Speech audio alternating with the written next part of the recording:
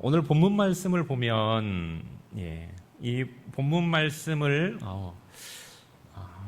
우리가 잘 알고 있는 그러한 익히 또한 암송으로도 그렇게 알고 있는 귀한 말씀입니다. 그런데 오늘 말씀에 보기에 앞서서 이 말씀이 가지고 있는 그러한 이 배경들, 그러니까 시간적이고 그리고 또한 이 공간적인 배경들을 한번 우리가 살펴볼 필요가 있습니다.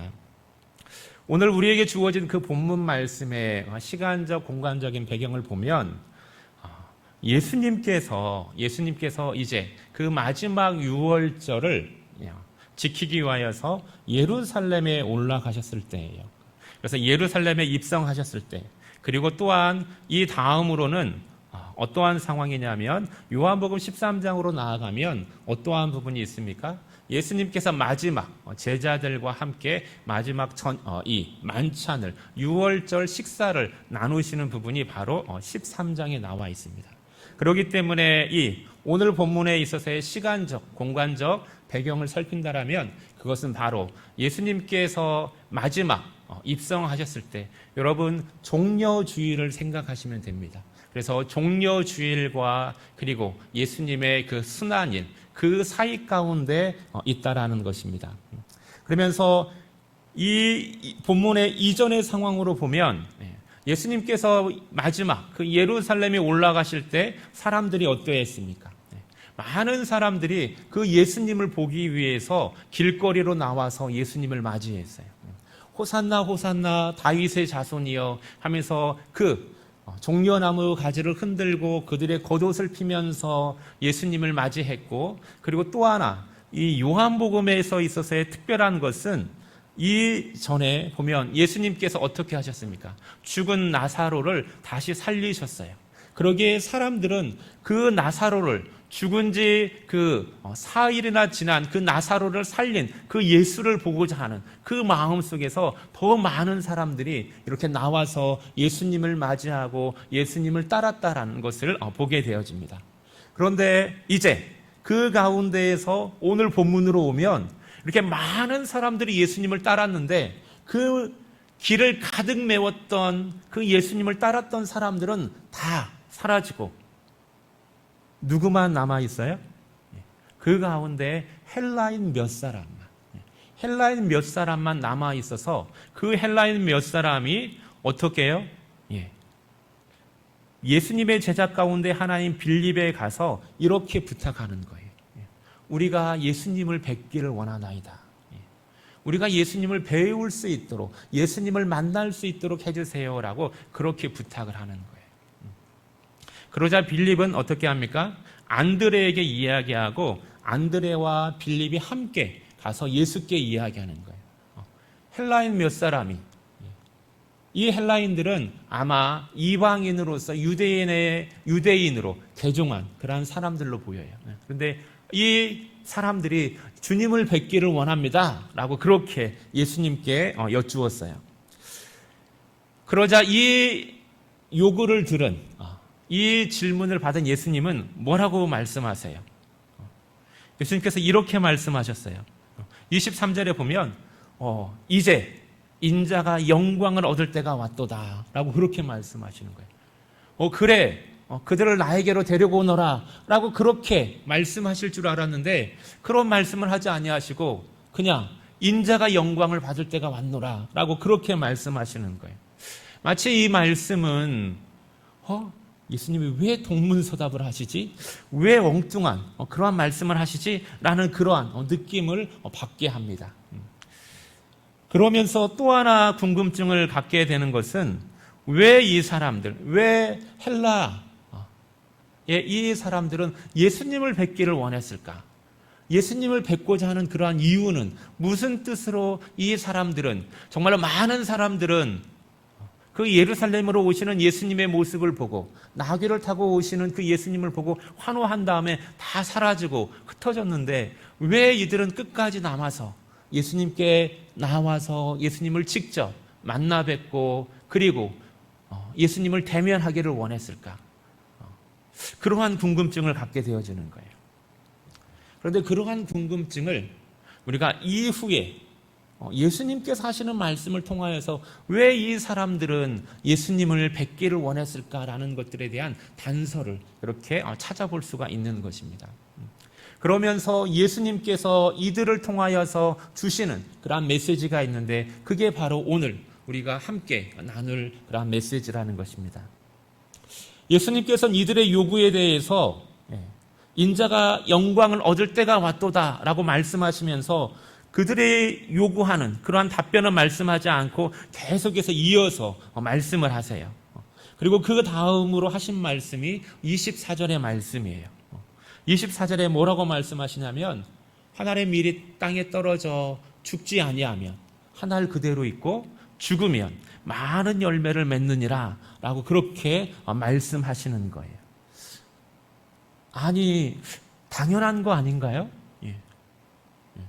씨앗이 땅에 떨어졌고 그 가운데에서 그 모든 것들이 그것을 씨앗의 눈을 둘러싼 모든 그러한 과육되어진 부분들이 썩으면서 그 안에 영양을 공급하고 그러면서 그 안에서 열매를 맺는 것 당연한 거 아닐까요? 어쩌면 그 농경적 배경의 지식을 가지고 있는 사람들은 무슨 당연한 말씀을 하시지라고 그렇게 생각할 수 있을 거예요. 그런데 예수님은 또 여기에 멈추지 않고 한 걸음 더 나가서 또 이야기를 하시는 거예요. 뭐라고 말씀하세요? 이번엔 25절로 가면 이렇게 말씀하세요. 자기의 생명을 사랑하는 자는 잃어버릴 것이요 또한 이 세상에서 자기의 생명을 미워하는 자는 영생하도록 보존하리라. 쟤는 생명에 대해서 말씀하시는 거예요. 생명에 대해서. 이 말씀을 조금 더 한번 깊이 있게 살펴본다라면 자기의 생명을 사랑하는 자라고 말씀하실 때 여기에서의 생명은 푸시케라는 단어입니다. 우리가 알고 있는 지금 이 목숨과 같은 이 생명이에요. 그런데 이 생명을 사랑하는 자는 어떻게 된다라고요? 생명을 잃어버릴 것이다 라고 이야기하고 있어요. 그 생명은 무슨 생명일까요? 잃어버리겠다라는 것은 바로 이 생명이 푸시케의 생명이에요. 그래서 푸시케를 사랑하는 자는 푸시케를 잃어버릴 것이다 라고 말씀하는 거예요. 그래서 두 번째는 뭐라고 말씀하셨어요? 반대로 푸시케를 이 세상에서 자기의 생명을 미워하는 자는 어떻게 해요? 영생하도록 보존하리라 라고 이야기하고 있어요. 여기서 영생이라는 건 생명이잖아요. 근데 생명인데 무슨 생명일까요? 앞에서 이야기했던 그 푸시케의 목숨적인 생명을 이야기하는 것이 아니라 영생, 영원한 생명을 이야기하는 거예요. 그러면서 이 원어상으로도 조에라는 단어를 사용을 하고 있어요. 우리가 똑같이 생명을 이야기하고 있지만은 그러나 이 생명의 의미가 다르다라는 거예요. 그러면서 이 땅에서의 그 생명을 미워하면서 그 생명보다 또 다른 생명, 조회를 사모하는 자들에게는 이 생명을 하나님께서 주시겠다라는 거예요. 이 조회라는 것은 영원한 생명이면서 이 생명은 하나님께서 주시는 생명을 가리키는 겁니다. 그러기에 이 땅에서 이 우리의 목숨에 연연하지 않는 자들에게는 하나님께서 무슨 생명을 주시겠다라고요? 또 다른 하나님에게 속한 생명, 영원한 생명을 주시겠다라고 그렇게 말씀하신 거예요. 그러면서 이 말씀을 하신 뒤에 마지막으로 이제는 26절로 넘어갑니다. 26절로 넘어가면 예수님께서 뭐라고 말씀하세요? 사람이 나를 섬기려면 나를 따르라. 나 있는 곳에 나를 섬기는 자도 거기 있으리니 라고 그렇게 이야기하고 있습니다. 그래서 마지막에 예수님께서 이야기하시는 것은 섬김에 대해서 이야기를 해주는 거예요. 그래서 이 섬김의 결과가 무엇인지, 그리고 정말로 예수님을 섬긴다라는 것, 예수님을 섬긴다라는 의미가 무엇인지에 대해서 예수님께서 마지막에 말씀해 주는 거예요. 그래서 이 모든 것들은 지금 누구에 대한 이 반응으로, 무엇에 대한 반응으로 말씀하시는 거예요? 맨 처음에 헬라인 몇 사람이 예수님을 뵙기를 원합니다 라고 그렇게 요청했었을 때 예수님은 계속해서 이 말씀을 하신 다음에 마지막에 가서 사람들이 나를 섬기려면 나를 섬기는 것은 다른 것이 아니라 나를 따르는 것이다 라고 그렇게 말씀하고 있는 거예요. 그러면서 나를 따르는 것은 다른 것이 아니라 나와 있는 곳에, 나 있는 곳에 그 사람도 나와 함께 있는 것이라고 그렇게 말씀하고 있는 거예요. 그러면서 예수님은 섬김이 무엇이고 섬김의 결과가 무엇인지를 말씀하고 있어요. 그러면서 마지막에 그 섬김의 결과를 또한 이야기해 주시는데, 그 최종적인 섬김의 결과는 뭐라고 말씀하세요? 26절의 마지막에 보면 내 아버지께서 그를 귀히 여기시리라 라고 말씀하고 있어요. 섬김의 조건과 섬김의 결과를 마지막에 말씀하시는 거예요. 예수를 섬긴다라는 것은 다른 것이 아니다. 무언가를 좋은 것을 주고 그런 것이 아니라 예수를 따르는 것이고, 그리고 예수를 따르는 것이라는 것은 다른 것이 아니라 예수님께서 가신 그 길 가운데 함께 동행하는 것이다라는 거예요. 그리고 이렇게 끝까지 예수와 함께 동행했었을 때 그 섬김의 결과는 바로 하늘에 계신 하나님 아버지께서 그 사람을 어떻게 해요? 귀하게, 존귀케 여기신다라고 그렇게 말씀을 하시는 거예요. 그래서 이 말씀들을 정리해 본다라면 이렇게 말씀하고 있는 거예요. 예수님을 뵙고자 하는 사람들에게 하나님의 미랄에 대해서 이야기를 해주셨어요. 그리고 하나님의 미랄, 그 미랄은 죽어서 또 다른 죽어야만이 많은 생명의 열매를 맺는 거라고 말씀하셨고, 그리고 이 생명은 이 땅의 생명이 있는데 이 땅의 생명뿐만 아니라 이 땅의 생명이 아닌 하나님께서 주시는 생명, 영원한 생명이 있다라고 말씀하시는 거예요. 그리고 그 하나님께서 주시는 그 영원한 생명은 무엇을 통하여서요? 섬김을 통하여서 열매 맺는다라는 거예요. 그렇다면 예수님께서 보여주신 그러한 그 섬김, 짐작은 할 수 있겠죠. 하늘의 미랄이 썩어서 죽는 것처럼 그러한 섬김, 그러한 희생을 이야기하는구나 라고 짐작할 수 있겠죠. 그런데 그 섬김에 대해서 예수님께서 구체적으로 다시 한번 말씀해 주신 곳이 있어요. 그것은 바로 마태복음 20장이에요. 마태복음 20장 28절에 보면 예수님께서 왜 이 땅에 오셨고, 그리고 섬긴다라는 것은 진정한 무엇이고, 그리고 하늘의 미랄이 되어서 땅에서 썩어져 죽는다라는 것이 무엇인가를 마태복음 20장 28절에서는 정확하게 말씀하고 계시는 거예요. 그 말씀을 보면 이렇게 말씀하고 있어요. 인자가 온 것은 섬김을 받으려 함이 아니라 도리어 섬기려 하고 자기 목숨을 많은 사람의 대속물로 주려 함이니라. 예수님께서는 십자가를 앞에 두고 제자들과 함께하는 그 마지막 그 유월절 식사를 앞에 두고 제자들에게 예수님이 왜 이 땅에 오셨고, 그리고 하늘의 미랄로서 썩어져야 하는지, 왜 죽으셔야 하는지, 그리고 그 섬김이 무엇인지, 그 섬김을 통하여서 무슨 일이 일어날 건지를 제자들에게 다시 이 미랄의 비유를 통하여서 말씀해 주는 거예요. 그리고 이 사건을 통하여서 그냥 끝나는 것이 아니라 예수의 생명, 그 예수의 미랄을 통하여서 또 어떻게 된다라고요? 더 많은 그러한 그 미랄들이, 열매들이 맺을 거라는 것을 말씀해 주는 거예요. 그리고 그 열매들은 누구일까요? 그 열매들은 다른 사람들이 아니라 예수를 따르는 사람들이라는 것입니다. 그러면서 그 예수 그리스도를 통하여서 맺게 되어지는, 그러한 예수의 십자가의 죽음을 통하여서 맺게 되어지는 그 사람들, 예수의 생명을 소유한 사람들이 가지고 있는 그 생명의 특징이 무엇인가를 이 26절 말씀에서 또다시, 그리고 오늘 본문의 말씀에서 또다시 우리에게 이야기해주고 있는 거예요. 그러기에 과연 예수의 그 십자가 죽음, 예수의 생명을 부여받은 사람들에게는 그 예수의 생명 안에는 어떠한 특징들이 있는지 오늘 본문에 보면 그 특징들을 세 가지로 이야기해주고 있어요. 그 세 가지 특징에 대해서 한번 간략하게 말씀을 나누도록 하겠습니다.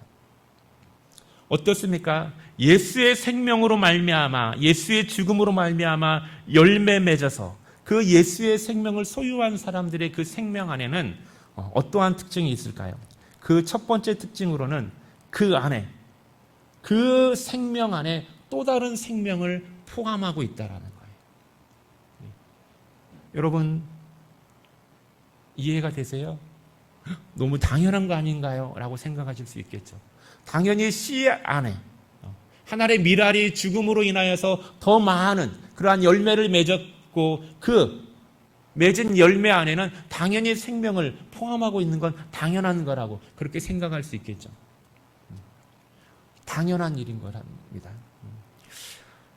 여러분, 제가 지난 추석 연휴 때 저희 이제 처갓집을 방문을 했어요. 처갓집에 방문을 하니까는 그 담 너머로 이렇게 도시의 그런 아파트들이 아니라 그냥 지평선 너머로 펼쳐져 있는 그 푸른 하늘을 보니까는 너무나도 마음이 편하고, 그리고 이 마음의 안정감이 오더라고요. 참 너무 좋다라는 것을 느꼈어요. 그리고 그 담 밑으로 무엇이 있냐면 호박들이 이렇게 열매를 맺힌 거예요. 호박들이. 그래서 그냥 애호박이 아니라 이 늙은 이 노란 그런 이 호박들이 맺혀 있는 거예요. 그러면서 예전의 기억이 생각이 났어요. 저희도 호박을 많이 심었거든요. 그러면 그 호박을 걷어다가 어머니께서 그 껍질을 벗기고 잘게 쪼개서 어떻게 합니까? 호박죽을 쓰셔가지고 저희에게 이렇게 주셨어요. 그리고 그 호박을 잘게 썬 다음에 그 안에 보면 무엇이 있어요? 씨가 있잖아요, 씨. 그러면 그 씨를 또 잘게 펴가지고 그 씨를 말리세요. 그러면 그 씨를 다 말리면 어느 정도 꼬들꼬들하게 말려지면 저는 그것을 어떻게 했냐면 그 중에 말라있는 그 호박씨 몇 개를 가져다가 무엇합니까? 손톱으로 막 까요. 까가지고 까보면은 또 호박씨가 나오잖아요. 호박씨를 또 먹어요. 간식으로 막 먹으면은 그 호박씨가 얼마나 고소한지 그거 모르겠어요. 그런 기억들이 생각이 나는 거예요. 그런데 어머니는 왜 그 호박씨를 또한 잘 이렇게 말려가지고 보관할까요? 어디다 쓰시려고? 다음 해에 다시 땅에 심어서 또다시 호박 농사를 짓기 위해서, 호박을 맺게 하기 위해서 그렇게 호박 씨를 또한 잘 말리고 보관하는 거예요. 그리고 다음 해에 또 씨를 뿌리는 거예요. 그런데 만약에 제가 저희 처갓집에서 보았던 그 호박을 가져다가 옛 추억이 생각이 나서 그 호박씨의 호박을 잘 가져다가 말려서 만약에 내년에 제가 그것을 땅에, 저희 그 교회 뒷마당에 있는 그 화단에 딱 심었다라면 어떠한 일이 벌어질까요?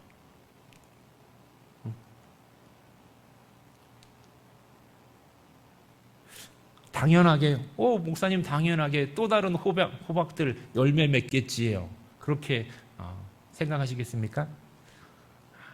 그렇지 않아요. 제가 만약에 그 씨앗을 갖다가 만약에 이 교회 뒷마당에 심었다라면 시간이 지난 다음에 싹이 나겠죠. 싹이 나서 그 녹색 줄기가 막 자라나서 꽃도 피겠죠. 그런데 꽃은 피지만은 그러나 어떻게 해요? 열매는 맺지 않아요. 왜 그럴까요? 그 안에는 생명이 없기 때문에 그래요. 이게 요즘 우리가 마주하는 그러한 식물의 세계예요. 이러한 씨앗을 가리켜서 터미네이터 종자라고 이야기합니다. 그러니까 이 마지막 종결된 종자라는 거예요. 좀 더 우리말로 번역하면 이게 불임 씨앗이라는 거예요. 불임 씨앗. 이게 예전에 우리가 가지고 있었던 그러한 씨앗들이 아니라 이제는 이 세계적인 그러한 이 다국적 기업들이 모든 종자들을 다 가져다가 유전자 조작을 해서 그 안에 있는 그러한 이 발화의 생명체를 없애는 거예요. 그래서 나중에는 결국에는 다 그 씨앗 속에서 또 다른 씨를 번성하지 않게 하고 무조건 다 어떻게 해요? 자기들의 회사로부터 그 씨앗을 사서 그 씨앗을 구입해서 농사를 짓게 하기 위해서 그렇게 유전자 조작이 되어지는 거예요.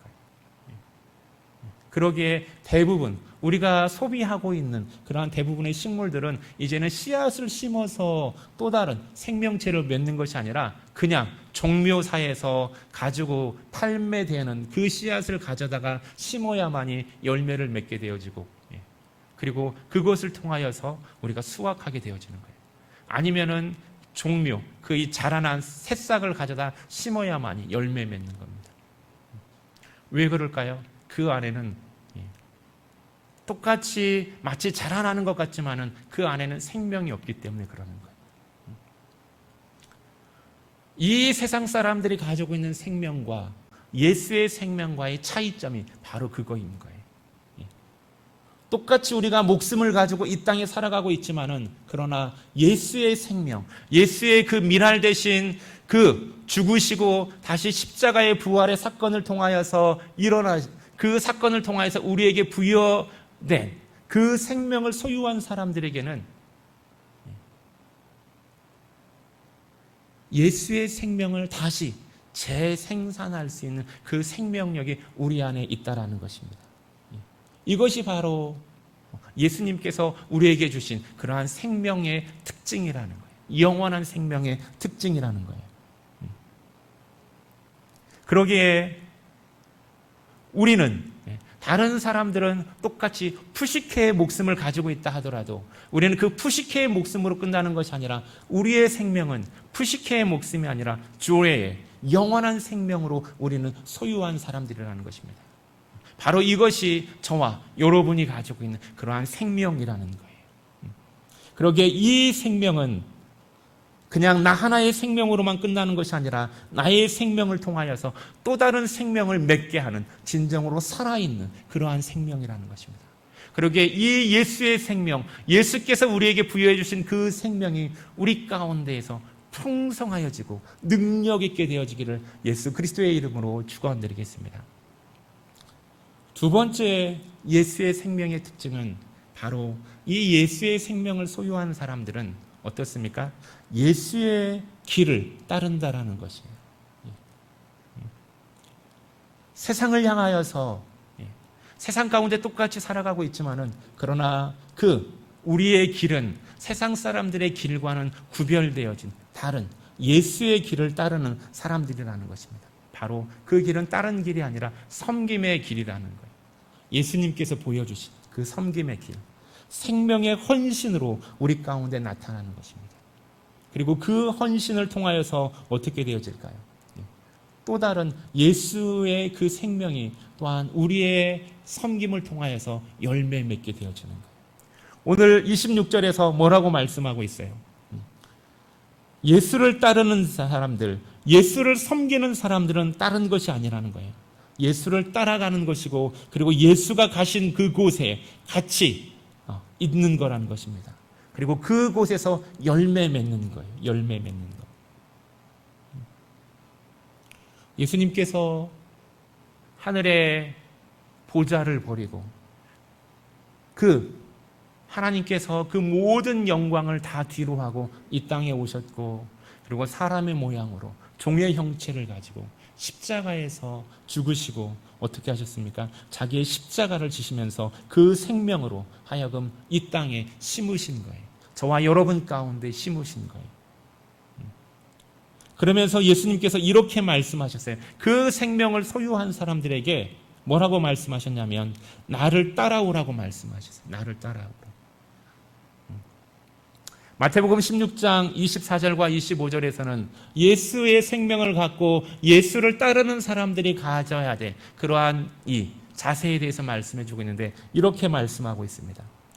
누구든지 나를 따라오려거든 자기를 부인하고 자기 십자가를 지고 나를 따를 것이니라. 누구든지 제 목숨을 구원하고자 하면 잃을 것이요 누구든지 나를 위하여 제 목숨을 잃으면 찾으리라. 같은 목숨이에요. 그런데 정말로 예수님을 섬기고 따르고자 하는 사람들에게 있어서는 무엇하라고요? 자기의 십자가를 지고 따르라고 말씀하고 있어요. 예수님께서 이 땅에 오신 인류를 위하여서 섬김의 십자가를 지고 죽으시고 다시 부활하셨던 것처럼, 또한 그 예수의 생명을 가진 사람들은 그냥 따르는 게 아니에요. 마치 그 많은 예루살렘에 모여있는 사람들처럼 그냥 격가지만, 종려나무 가지만 흔들고 나서 그냥 사라지는 그러한 사람들이 아니라는 거예요. 예수의 생명을 소유한 사람들은 자기의 십자가를 지고 예수가 가신 그곳까지 함께 따르는 거라는 것입니다. 그리고 그곳에서 예수가 죽으시고 그리고 다시 그 생명을 나눈 것처럼 그 십자가의 섬김으로 또한 예수의 생명을 전파하는 것이라고 그렇게 말씀하고 있어요. 끝으로 한 가지 세 번째 특징을 이야기하도록 하겠습니다. 그 세 번째 특징은 바로 예수의 그 생명의 세 번째 특징은 그 십자가의 섬김을 통하여서 주시는 열매, 그 열매가 바로 있다라는 거예요. 그 열매는 기쁨의 열매이고 영광의 열매이고 존귀의 열매라는 것입니다. 23절에서 예수님께서 뭐라고 말씀하셨어요? 그 사람들이 예수님 뵙기를 원합니다 라고 하니까는 예수님께서 말씀하신 건 다른 것이 아니에요. 인자가 영광을 얻을 때가 왔노라 라고 말씀하셨어요. 예수님은 십자가를 앞에 두고 있었지만은 그러나 그 십자가 뒤에 있는 그 영광, 모든 입으로 예수 앞에 주라고 시인하게 하는, 모든 무릎으로 예수의 무릎 앞에, 예수 앞에 무릎 꿇게 하는 그 영광, 그 영광을 바라보시면서 이제는 그 영광의 때가 왔다라고 그렇게 말씀하신 거예요. 바로 십자가의 섬김은 십자가의 섬김으로, 죽음으로 끝나는 것이 아니라 바로 부활의 영광으로, 만왕의 왕으로 세움을 입는, 선포되어지는 그 영광이 함께하는 것입니다. 예수의 생명을 누리고 섬김의 십자가를 지고 따라가는 그러한 성도들의 삶 가운데도 동일한 거예요. 26절 마지막 그 하반절에서 뭐라고 말씀하고 있어요? 아버지께서 어떻게 해요? 그를 귀히 여기시리라. 그란 누구예요? 똑같이 예수의 생명을 부여잡고 그 예수의 십자가를 지고 그리고 그 섬김의 십자가를 지고 열매 맺는 예수와 함께 있는 사람들이에요. 그 사람들을 하나님께서 어떻게 하시겠다라고 했어요? 귀하게 여기신다라고 했어요. 이것은 그러니까 이 존귀하게 여기신다라는 게 존귀하게, 정말로 그 영광의, 그 안호의 자리에 하나님께서 높여주시겠다라고 말씀하시는 거예요. 바로 이게 바로 예수의 생명을 가지고 그리고 예수의 생명을 나눌 때 하나님께서 허락하여 주시는 그러한 영원한 생명의 기쁨의 면류관이라는 것입니다. 이 생명을 똑같이 하나님 아버지께서는 우리에게 주신다라고 약속하고 계시는 거예요.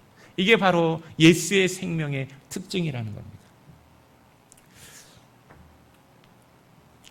생명의 미랄로 십자가 희생을 통하여서 영원한 생명의 열매를 맺고 그 열매로 말미암아 그 예수 그리스도께서 이 땅에 심으신 그 열매로 말미암아 우리가 이렇게 오늘 예수의 생명을 함께 누리고 있는 것입니다.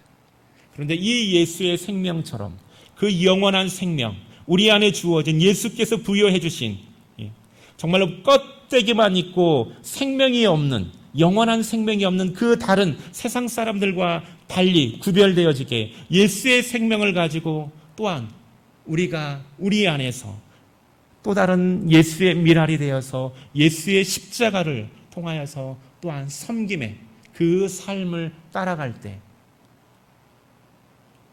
하나님께서 예수 그리스도를 만왕의 왕으로 영화롭게 하셨던 것처럼 하나님께서는 또한 우리 가운데 약속해 주시는 거예요. 예수의 그 영원한 생명을 맺는 성도들, 그의 제자들에게 하나님께서 존귀케 하여 주시겠다고, 그 세상 어떤 것보다도 귀하게 존귀하게 여겨주시겠다라고 그렇게 약속하여 주신 것입니다. 우리가 우리 안에 있는 그 예수의 생명, 그 생명을 나눔으로 인하여서 하나님께서 존귀케 하시는, 하나님께서 귀히 여기시는 저와 여러분 되어주시기를 예수 그리스도의 이름으로 축원드리겠습니다. 세상의 생명이 아니라 하나님께서 주신 생명으로 십자가의 섬김을 통하여서 또 다른 예수 그리스도처럼 또 다른 생명을 열매 맺음으로 인하여서 하나님께서 여러분을 보시며 이 교회를 보시며 존귀케 하시는 저와 여러분, 그리고 이 화평제일교회 되어지기를 예수 그리스도의 이름으로 축원드리겠습니다. 기도드리겠습니다. 할렐루야. 사랑의 하나님 감사합니다. 하나님, 하늘의 밀알이 땅에 떨어져 죽지 아니하면 하늘 그대로 있고 죽음의 많은 열매를 맺느니라. 하나님, 이 생명 우리가 또한 부여받았음을 하나님이여 고백합니다. 하나님이 그 생명, 하나님이여 이 땅의 생명이 아니라 예수의 생명으로 주님 따름으로 인하여서 예수 그리스도를 섬김으로 하나님이여 우리도 또다시 이 안에서 열매 맺게 하여 주시옵소서. 하나님, 우리의 자신을 주 앞에 드립니다. 하나님, 이 땅 가운데 하나님이여 심습니다. 하나님, 예수의 십자가 지고 죽게 하여 주시고 다시 살게 하여 주시고 하나님 앞에 존귀한 자로 여김받게 하여 주시옵소서. 감사하며 우리 주 예수 그리스도의 이름으로 기도드립니다. 아멘.